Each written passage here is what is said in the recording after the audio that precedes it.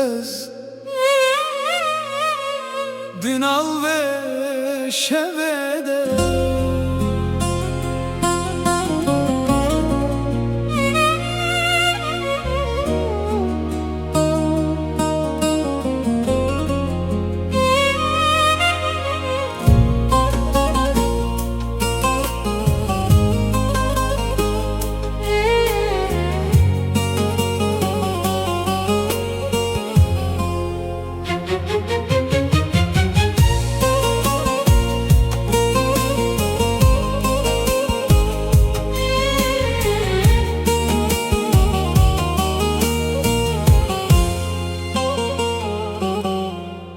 Dişeva taride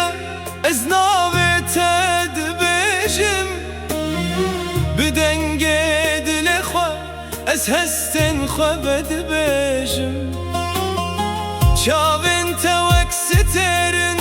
di ezmanê şevê Tu yî ronahiya min di nav vê dinyayê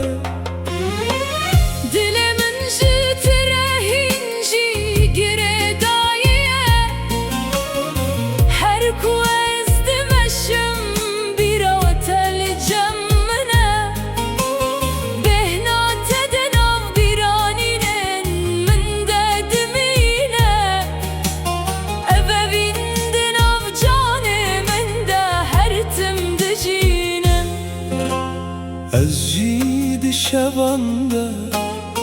li benda temam Bi hêsirên bêden navê te nivîsand Tu yî stranê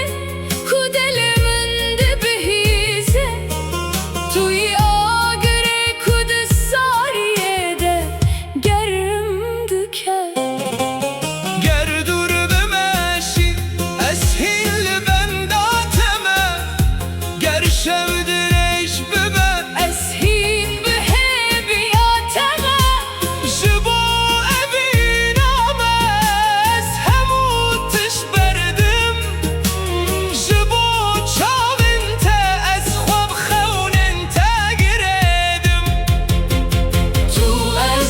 Heman reyde Tu dilin li ser yekevîne Tu ez heta dawiyen Namînin ji hev dûr di dinyayê Tu ez Wek stêr û heyvê ronî dikin tarîtiya şevê Tu ez Bi navê evîne Dimînin her tim di dilê hevde Bê te şev dirêje roj bêrenge Dilê min bête Wek axa bêdenge Bi te re jiyan xweş û ronîye Evîna me li ser dilê me nivîsiye Bila sal derbas bibin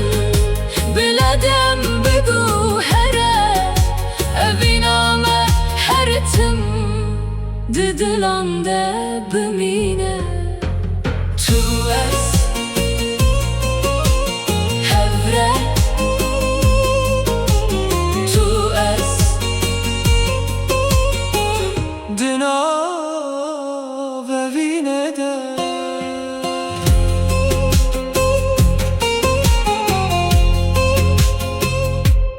Tu